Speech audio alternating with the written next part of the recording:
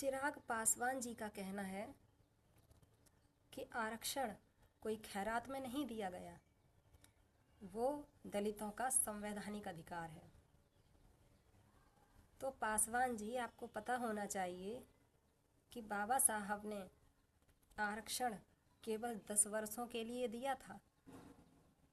अब जो राजनीतिक रोटियां सेकने के लिए, अपने राजनीतिक फ़ायदे के लिए आप लोग जो आरक्षण दे रहे हैं, वो खैरात में ही दे रहे हैं। संवैधानिक अधिकार केवल 10 वर्षों के लिए ही था। अब जो आरक्षण मिल रहा है वो खैरात में ही दिया जा रहा है। और दूसरी बात आपने बोली है कि आरक्षण इसलिए नहीं हट सकता क्योंकि दलितों के साथ आज भी छुआछूत की जाती है। कई घटनाएं ऐसी हुई हैं, जैसे कि खड़गे जी का उदाहरण दिया कि वो मंच पर गए तो उस मंच को शुद्ध किया गया। तमाम दलित नेता हैं जो मंदिरों में जाते हैं, उसके बाद फिर उन मंदिरों को गंगा जल से धोया जाता है। तो अब ये बात तो आपको सोचनी चाहिए कि जो व्यक्ति आरक्षण के दम पर आरक्षण का लाभ ले लेकर नेता बन गया, धनवान हो गया, ऊंचे पद पर पहुंच गया, उसके बाद भी उसके साथ छुआछूत हो रहा है, तो आरक्षण का मतलब ही क्या रहा? क्या फ़ायदा मिला उसे आरक्षण का? छुआछूत तो उसके साथ आज भी हो रहा है ना। तो ये बात तो आपकी बिल्कुल गलत है कि इसलिए नहीं हटाया जा सकता क्योंकि उनके साथ छुआछूत किया जाता है। अगर आरक्षण से उनके साथ छुआछूत होना बंद हो गया होता भाई, तब तो आपकी बात ठीक थी। और छुआछूत मिटाने के लिए आरक्षण की नहीं, सही शिक्षा की ज़रूरत है। जब लोगों को सही शिक्षा दी जाएगी तभी ये छुआछूत मिट पाएगी, आरक्षण से नहीं। और आप तो दलितों की बात कर रहे हैं। हमारे अखिलेश भैया भी जब मंदिर में पूजा करके वहाँ से चले जाते हैं, उसके बाद भी मंदिर को गंगा जल से धोया जाता है। अखिलेश भैया तो दलित नहीं हैं। तो आपने कैसे कह दिया कि केवल दलितों के साथ ही ऐसा होता है? और हाँ, आरक्षण SC ST वालों को नहीं, दलितों को मिलना चाहिए। अब आप कहेंगे कि दलितों को ही तो SC ST कहा जाता है। ये बिल्कुल गलत बात है। दलित और SC ST की परिभाषा बिल्कुल अलग अलग है।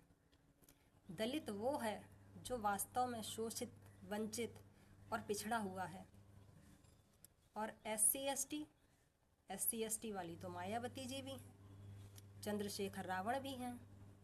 क्या ये शोषित वंचित हैं? क्या ये पिछड़े हुए हैं? नहीं। तो आरक्षण दलितों को मिलना चाहिए, ना कि SC ST वालों को। और जिन दलितों को आप शोषित, वंचित, पिछड़ा हुआ कहते हैं, वो कोई शोषित वंचित नहीं है। वो साले खुद दूसरों का शोषण कर रहे हैं। वो अपने बीवी बच्चों का शोषण करते हैं, बेजुबान पशुओं का शोषण करते हैं। ये दलित, जिन्हें आप दलित कहते हैं, अपने बच्चे का हक मारते हैं। उनके घर में जो दूध मुहे बच्चे होते हैं, वो उनके लिए दूध का इंतज़ाम नहीं कर सकते क्योंकि वो गरीब हैं भाई, शोषित वंचित हैं। लेकिन इन्हीं निकम्मों पे दारू पीने के पैसे आ जाते हैं।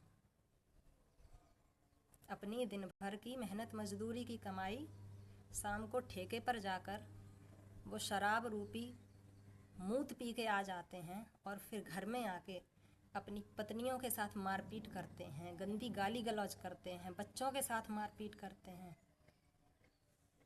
और जबरन अपनी पत्नियों का बलात्कार करते हैं। क्योंकि भाई, जो व्यक्ति शराब पी कर आया है, उसके मुंह से, उसके शरीर से गंदी बदबू आ रही है, पत्नी को उसे देख के गुस्सा लग रही है, क्रोध आ रहा है, लेकिन फिर भी भाई वो पति है, उसकी बात नहीं मानेगी तो वो डंडा लेके सुताई करेगा। तो ये शोषित वंचित नहीं है। और यही दलित अपने स्वाद के लिए बेजुबान जानवरों को काट के खाते हैं।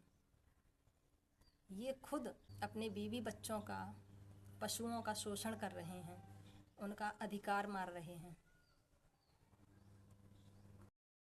घर में दाल, हरी सब्जियां लाने के लिए ये गरीब हो जाते हैं और मीट खाने के लिए ये पैसे वाले हो जाते हैं।